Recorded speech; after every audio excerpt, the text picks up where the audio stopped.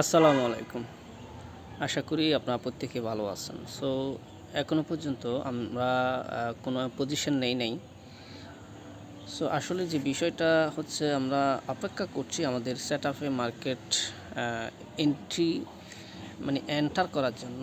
দেন আমরা আসলে পজিশন নেব। এখন আপনাদেরকে একটা শর্ট আপডেট দিই, সেটা হচ্ছে কি আসলে মার্কেট 3672-তে বাই সাইড লিকুইডিটি আছে।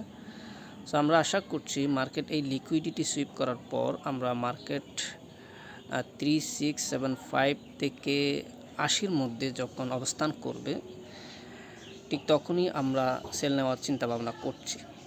আমি জানি না আমার সাথে আপনি একমত হবেন কি না, হয়তো অনেকেই বাই করবেন। এটা হচ্ছে আসলে আপনার নিজস্ব স্ট্র্যাটেজি হতে পারে, আপনি বিভিন্ন ধরনের স্ট্র্যাটেজি ফলো করতে পারেন। বাট আমার স্ট্র্যাটেজিতে আমরা মার্কেট 3675 থেকে 80-র মধ্যে গেলেই আমরা সেল নেওয়ার জন্য চিন্তা ভাবনা করে বসে আছি এবং মার্কেট সেখানে যাওয়ার জন্য অপেক্ষা করছি। খুব ধৈর্যের পরিচয় দিয়েই কিন্তু সারাদিন অপেক্ষা করছি।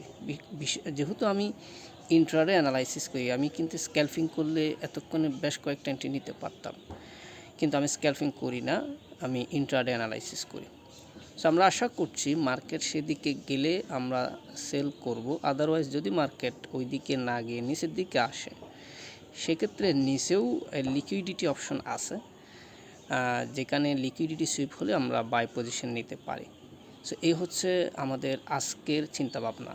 আপনার ধারণা কি? আজকে মার্কেট আপনি বাই করার চিন্তা করছেন নাকি সেল করার চিন্তা করছেন, এবং সেটা কোথা থেকে? আপনি কমেন্ট বক্সে আপনার ধারণা অ্যানালাইসিস জানাতে পারেন, তাহলে আমরাও আপনার কাছ থেকে কিছু শিখতে পারবো ইনশাআল্লাহ।